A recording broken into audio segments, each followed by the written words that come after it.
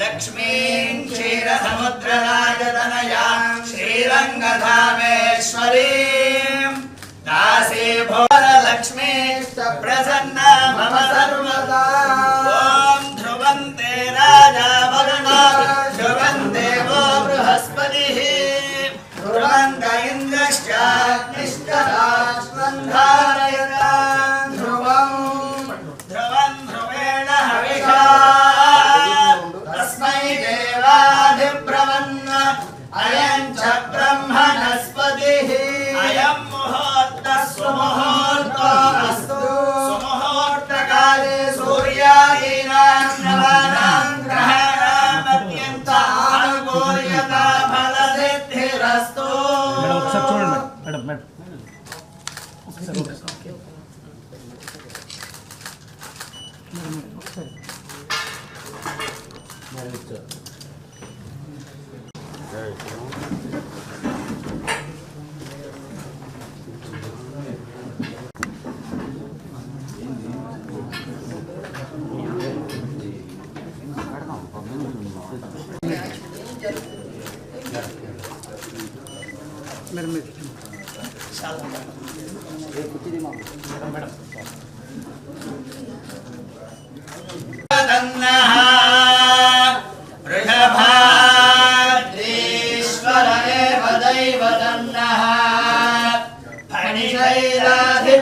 वेंकट एव दैवतन्नः श्री श्रीनिवासः परदैवतन्नः देवता परिपूर्णानुग्रहेण राजद्वारे राजमुखे सर्वदा दिग्विजय सिद्धिरस्तु।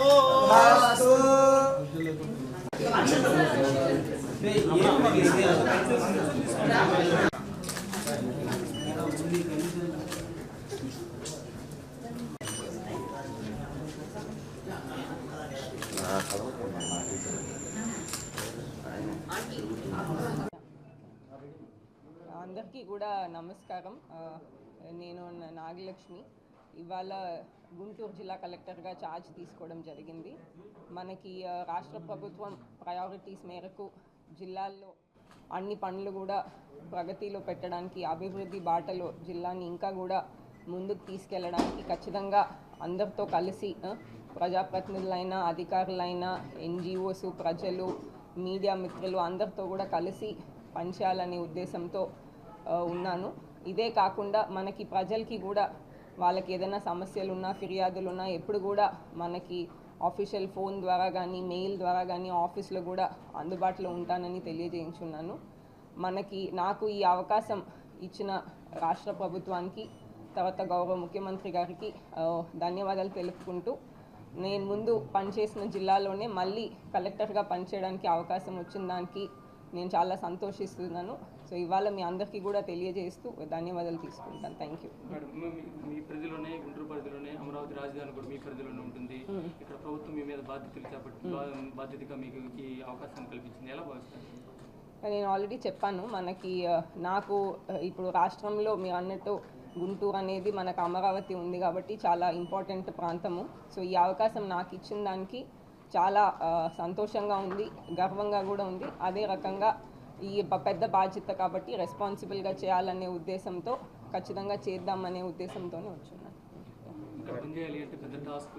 ఇక్కడ మెయిన్ ఇంపార్టెంట్ చూసుకుంటే మైనింగ్ మాఫియా కానీ కొన్ని చోట్ల మాత్రం అక్రమాలు కూడా జరుగుతుంటాయి. వీటన్నిటిని దృష్టి పెట్టాలి. ఒకవైపు నుంచి అమరావతి నిర్మాణంలో కూడా భాగస్వామ్యంలో వెళ్ళి వీటన్నిటిని ఛాలెంజ్కి తీసుకోవాల్సిన అవసరం ఉంది. మీరే ఉంటారు. జిల్లాలో ఉన్న సమస్యలు కానీ, ఇక్కడ ఉన్న ప్రాబ్లమ్స్ కానీ, ఇష్యూస్ కానీ మనం ఇంకా తెలుసుకున్న తర్వాత ఆబ్వియస్లీ మనకి సిఆర్డిఏ సంబంధించిన యాక్టివిటీస్కి సెపరేట్గా ఎస్టాబ్లిష్మెంట్ ఉంది. సో జిల్లా నుంచి సిఆర్డిఏకి కావాల్సిన సపోర్ట్ అంతా కూడా ఖచ్చితంగా జిల్లా యంత్రాంగం నుంచి అందిస్తాము. అదే రకంగా జిల్లాకి కావాల్సిన పనులు కూడా విడిగా కాన్సన్ట్రేట్ చేసి చేస్తాం.